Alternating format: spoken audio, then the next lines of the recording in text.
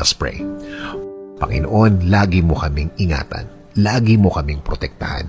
Lagi mo kaming ilayo sa mga taong walang alam gawin kundi ang manakit ng kapwa nila. Mag-isip ng masama sa kapwa nila. Patuloy nyo kaming i-guide sa tahimik na sitwasyon ng buhay. Itinataas po namin ang lahat ng sakit, lahat ng pasakit, lahat ng mga umiiyak kaming mga gabi. Palitan niyo po ito ng isang payapang puso at payapang buhay. Patuloy niyo kaming alagaan laban sa mga taong ito. Alam namin na hindi ka natutulog at alam namin na alam mo ang lahat ng mga nangyari at mga nangyayari. Alam namin na makukuha ng mga taong ito ang kanilang dapat na kalagyan. Sa ngayon, sa iyo kami, Lord, huhugot ng lakas, kakapit at maniniwala na ang lahat ay maaayos, ang lahat ay magiging tama.